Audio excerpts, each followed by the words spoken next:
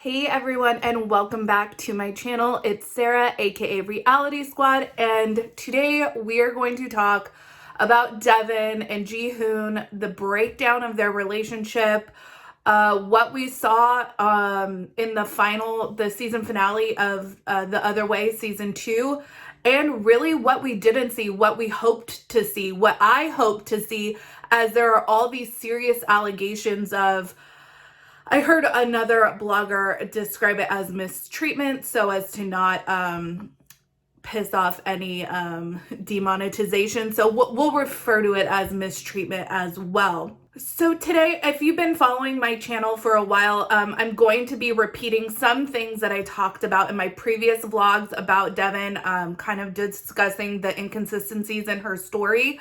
So bear with me there. But really, we're just going to wrap up because we know that they're no longer going to be filming with TLC. She's come out very publicly against TLC. She is not happy with the way she was portrayed on the show. She's not happy with the way Drusilla was portrayed on the show. She's accused TLC of intentionally editing Drusilla poorly, even feeding her candy so that she would intentionally behave in a wild fashion. And we're going to cover that in a little bit. But really, we're just going to wrap up kind of the things we saw on the show. We know that at the same time that they were filming the show, she was also filming for her YouTube channel, which was in no way affiliated with TLC. Producers were not telling her what to put on her channel. That is what she chose to put on her channel to make money, and she did. She made a lot of money. So we're going to see the things she's saying now and see the things she said then that just don't make sense, and what she said that we would have seen, or that we would see when she did that interview with John Yates and Monica from All About the Tea that we didn't see. Okay, first we're gonna talk about the timeline inconsistencies because that really seems to be a focal point of Deavan and Jihoon's storyline. Things that she's claiming happened, plot holes in the storyline as far as filming goes. In fact, TLC said that Deavan stayed in Korea until August, when in fact she returned in May, which is pretty public knowledge given the fact that she did release videos on her YouTube channel. So I don't know if that was just an oversight by TLC or if that was intentional, but there was a little hiccup there. But let's start off by talking about how they were cast. So Deavan and Jihoon were cast very quickly. The timeline between them being cast on the show and then them starting to film for the show was just a few weeks. It ramped up really quickly. Additionally, there wasn't a huge gap in time between season 1 and season 2, so they kind of overlap. I think that's an important point to make because there was this whole storyline in season 2 of Deavan feeling like Jihoon lied to her about being ready, getting things ready, having a stable job, which he didn't have any of those things, and he definitely did mislead her. But at the same time, there wasn't this huge break of time. He wasn't there for months or a year or anything and had all this time and just didn't do anything. So that's a little important thing to point out too. Also, production stopped filming, like having a production crew there, in October of 2019. After that, they went to self-filming. She has stated this on her Instagram channel. I'm sorry, on her Instagram during lives, in comments, she stated that. We know that she returned to the United States sometime in May. She claims that the period of time between October and May was unbearable. Jihoon was drinking a lot. He was playing video games. They were doing everything they could. She wanted him to work nonstop because that meant that he would be out of the house. She describes a very toxic living situation when she did that interview with John Yates and Monica. And mainly, it wasn't because of money. It was mainly because I didn't want him near me, and he did end up getting a job just a month before I left, doing delivery, and he was working long hours. He didn't pay for anything. I paid for everything. He didn't. All of his money still went to his account, and then he was still using my credit cards, my debit cards, for whatever the hell he wanted. And that was just a way to get him out of the house so he wasn't near us until I could finally leave. He was never home during the last 4 months, because if he was home, he didn't go home till about 4 a.m. And he would just be drunk and playing video games, and then he'd sleep in till about 3 p.m., wake up, shower, and then go back. And it was just that every day. So I see him for like 10 minutes. She also claims in that same interview that she pleaded for help to TLC, that she was having to film herself and that she was miserable. And TLC finally stepped in, and they actually got help for Drusilla. They started paying for therapy for her. Now, the problem with this, and I pointed it out in my last vlog, and people have been talking about it online, is that during this time, she was uploading a lot of vlogs on her YouTube channel. These vlogs consisted of get ready with me's, day in the lives, questions and answers, relationship question and answers, where she did joint videos with Jihoon.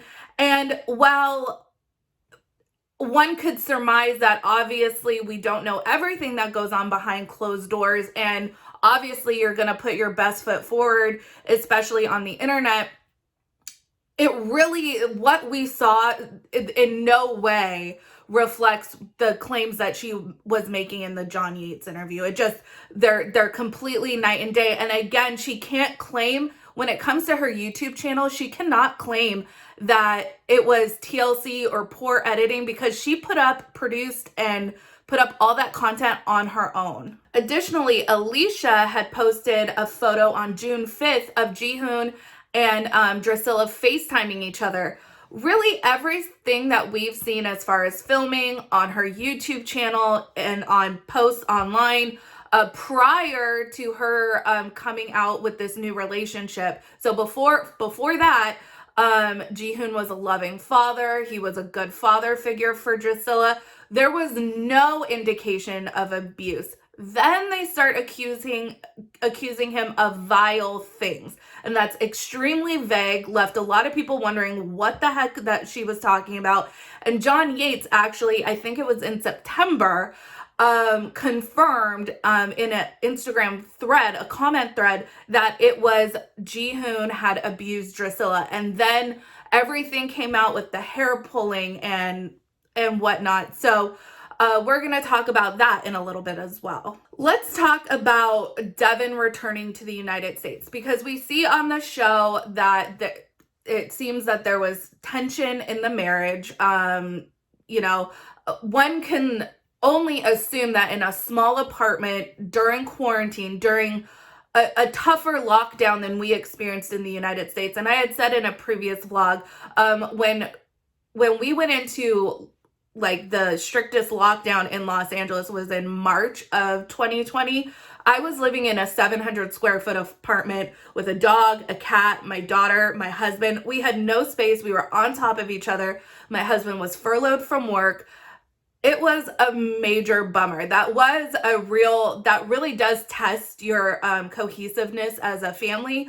My husband and I grew extremely close, a lot closer together, but that's not to say that there wasn't tension, like, you know, socks being left on the floor or, you know, dishes being left in the sink would definitely irritate you a little bit more than usual, because you have no outlet. Going out to buy toilet paper was a luxury during those times. So it's important to remember that that is the environment that they're living in at this point. And we've seen that Jihoon isn't exactly a motivated entrepreneur-like person. He works to earn money to play. That's what we've seen. That's the kind of guy he is. And there's definitely criticisms to be made for Jihoon there. But being that the entire country is in lockdown, you can't do anything. If all you're doing is playing video games all day, that kind of makes sense as far as what we've seen from Jihoon in the past. So Deavan is saying to Jihoon that she's going back to America and she's doing this to save their marriage. Well, let's go back. Alicia had said in a interview with John Yates that Deavan actually returned home for jury duty, which a lot of people thought was bupkis. So like I said, as of right now, it is August 2019, and everything is great right now. And I have to call Deavan in, I don't know if they'll keep it, in this episode or the next episode to let her know that she got jury duty and is going to have to come back in August of 2020. Oh. So I don't know what to tell you guys. I know that's confusing. Flying back for jury duty. You could easily reschedule your jury duty. I was living in New York. I lived in New York for 5 years, and I maintained my permanent residence was in Los Angeles because that's where I'm from. So my permanent address was my parents' house. I got jury duty once while I was living in New York, and I called to reschedule it. It's really not difficult. Additionally, if there is a global pandemic going on, I think that would be even more of an easier way to reschedule your jury duty, because you obviously probably can't just fly in from Korea for that. So a lot of people thought that that didn't make sense. Deavan, in a YouTube video that she put up right when she moved, or soon after she moved back, stating that she was in the United States, said that she had to take care of a family situation. And we've seen this with Deavan, that she's extremely, when things aren't maybe on the up and up as far as what she's saying, she's extremely vague. She just doesn't come out and say what exactly she's doing. She kind of leaves it up to your imagination, and then she clarifies later. Either way, for whatever reason, she returned back to the United States, whether it was because she just couldn't handle it in Korea anymore, or if she did have to take care of a family situation, or if it was for jury duty. In the video that she uploaded to her YouTube channel, she said that she was planning on returning to Korea in a month, and that they were still going to be actively uploading content to their family YouTube channel, and that Jihoon was going to be filming content as well while she was in the United States. You know, there's all this footage supposedly that she filmed herself. She and Jihoon filmed while they were on lockdown that we didn't see.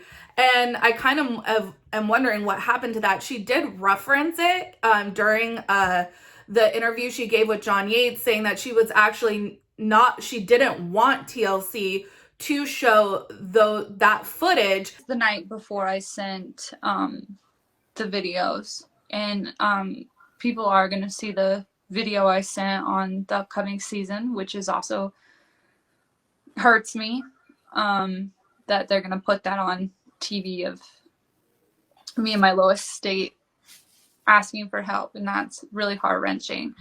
And initially, when I made my first vlog on this, I was like, well, if this is gonna back up your claims of like a toxic living situation, of a, you know, volatile or violent living situation, then why wouldn't you want that footage out there to corroborate your story? That just didn't really jive with me.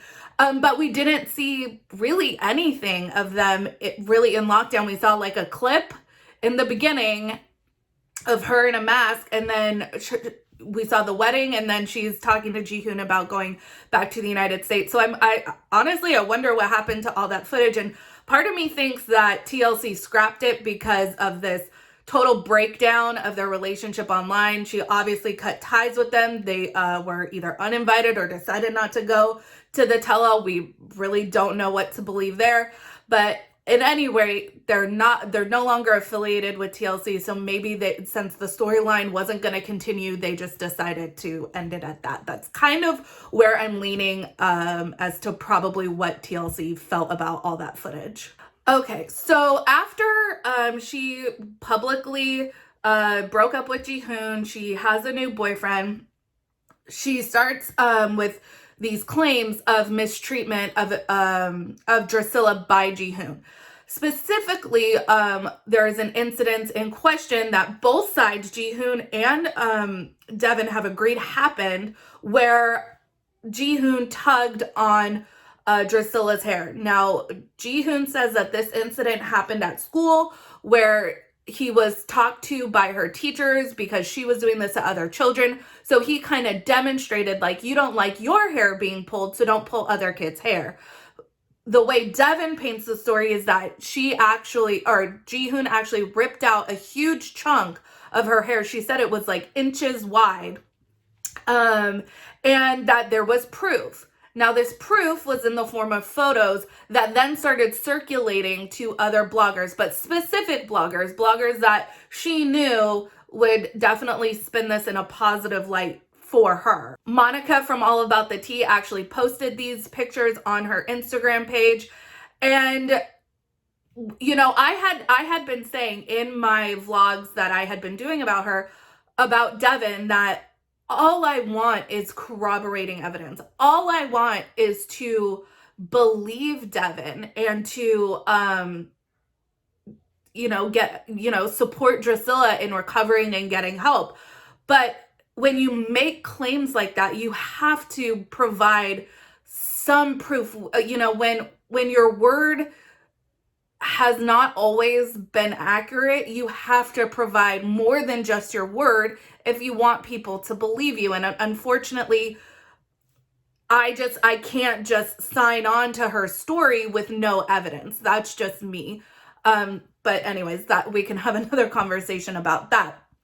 So anyways, Monica posts these pictures, and to be honest, I have a daughter. She's 16 months old. She has very similar hair texture to Drusilla. When I put her hair up in like a half pony, her hair is very, you know, spotty. Like there, you can definitely see her scalp. Additionally, she could have pulled her hair out herself. It didn't appear that there was trauma to the scalp, which you would have expected if the situation happened and you were documenting it for evidentiary value. You would expect that the scalp would look like there was trauma to it if it was pulled out in the fashion that she describes. Additionally, she admits on the John Yates interview that there was no police report filed. There was no medical intervention given to Drusilla. So that's kind of baffling, especially to me as a parent. Deavan claims that she was told by several people that Korean authorities don't care about children, which we've debunked that on this channel already. But even if you didn't file a police report, wouldn't you want someone to take a look at her to make sure that she wasn't going to scar, or that if she needed some sort of antibacterial, like that was administered to her? But Deavan herself admits that none of that was administered to Drusilla. So it leaves us wondering. Another thing I found kind of strange is that, you know, Alicia and Deavan have been on this campaign of really assassinating Jihoon's character. Jihoon, for his part, is responding online, but it's really in defense of himself. He's not going after Alicia or Deavan. He did say that Drusilla was had very difficult behaviors that he tried to correct, which is just, I think, a fact that we can see on screen. But he never really tried to denigrate anybody. He was just really defending himself. What I found really interesting is that on Monday on social media, Alicia posted behind the scenes photos of the wedding. That seems kind of weird to me, that you would post behind the scenes videos when you've accused this person of some really horrific things, that your granddaughter is so traumatized. And we'll kind of get into the things that Deavan has said that Drusilla has been experiencing since filming, but that this person had done so much heinous things that you're no longer affiliated with the TV show. So I don't know if I doubt that you were compelled to post these videos or these photos in any way. So why would you post these photos? That just seemed kind of bizarre to me. Besides going after Jihoon, Deavan has also gone after TLC and production. She's claimed the show is scripted. She claims what she's saying now is reality, but at the same time, like I've said numerous times, her own non-TLC affiliated video content is online for the world to see, and it does not corroborate what she's saying now whatsoever. So Deavan has accused TLC of intentionally editing Drusilla to look out of control, kind of as a retaliatory measure, because they were just fed up with how she was behaving and Deavan was being difficult. There's some articles that have been put out about that. She also claims that they gave her candy so that it would intentionally get her hyper and kind of wild. She also claims that from this whole experience that Drusilla now has an eating disorder. I think that Deavan should really step away from the spotlight if in fact her daughter is having emotional issues or behavioral issues that are a result of the show. She definitely should step back away from the spotlight, away from social media, and really focus on those things and really getting Drusilla the help she needs, if that is in fact the case. Do I think that the production or the editors edited Drusilla poorly? I don't think they edited her poorly on purpose, but I definitely do think that they focused on some of her more, quote, out of control behavior, probably because they were fed up. We know that they did film like 12-hour days, and I think they filmed with them longer days than they did with other couples because it was so difficult to film around Drusilla. So, you know what? Honestly, I might give Deavan that one. They probably did, cut to Drusilla, doing something kind of kooky, rather than focusing maybe on the actual scene at hand. I could believe that. One of the things that I don't really see it being talked about a lot, but I wanted to talk about it here, is that Deavan really seemed to like to embarrass Jihoon on camera, which doesn't speak to a happy marriage. I mean, we didn't see a happy marriage, but, she talks about the nude photos on his phone. She has to have that full conversation with all of his friends, which, lots of people online are saying that's really typical, especially male behavior. It's not really that scandalous. We also saw on the beginning of the season that she was talking about needing to bring extra snug condoms because she got pregnant with Taeyoung because his condom fell off. I don't think any of those things needed to be said on camera. I think the only reason why she did that was to embarrass him and to make him look silly. And I just thought that was messed up. Let's talk about now. A lot of people think that she was cheating on Jihoon.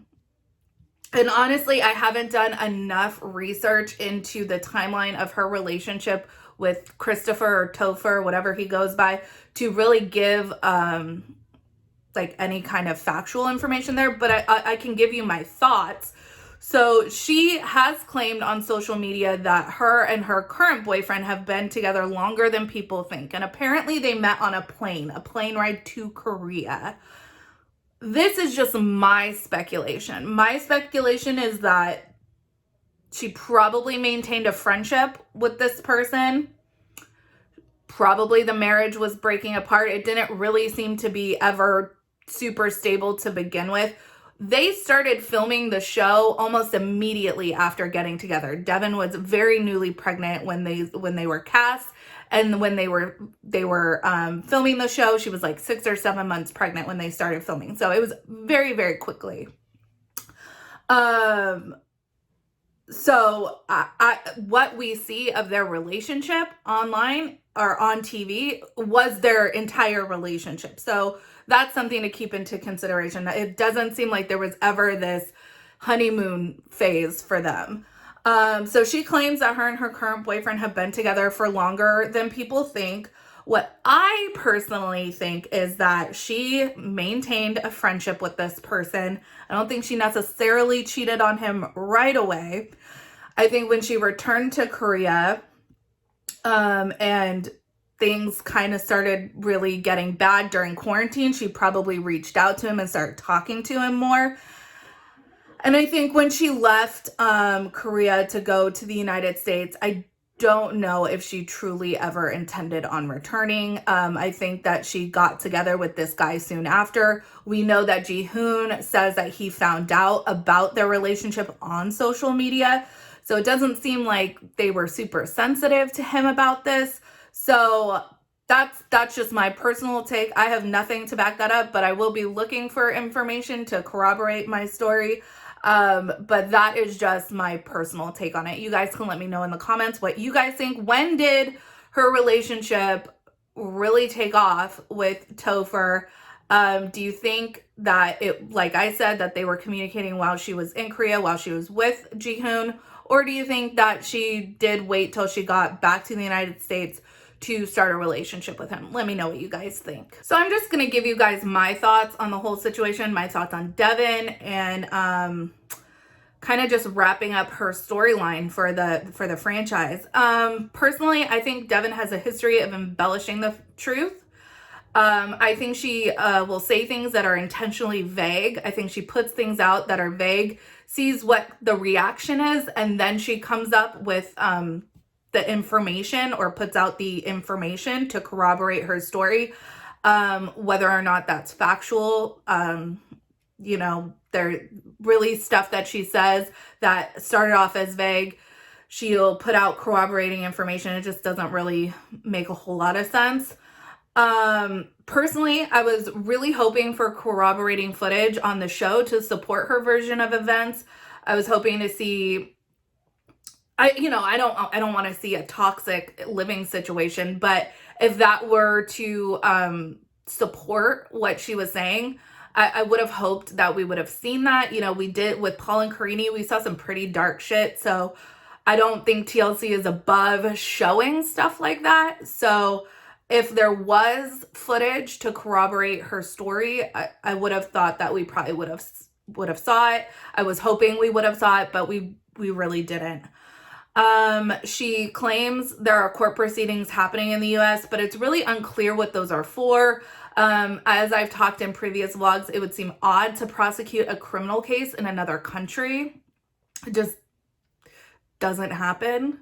So I don't know if it's divorce proceedings or what, but she said that there are court proceedings and that they have jurisdiction wherever it's happening.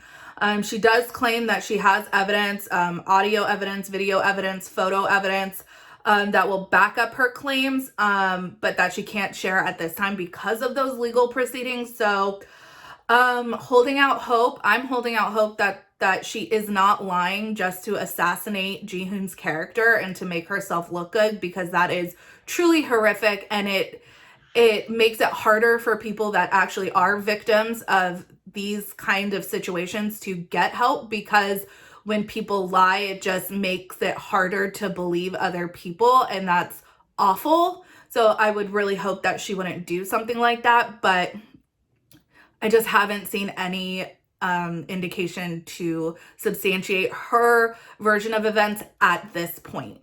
Let me know what you guys think of their storyline. What do you think of Deavan's versions of events now? Make sure you like and subscribe to this channel. Tell your friends and family. There's going to be more content coming soon.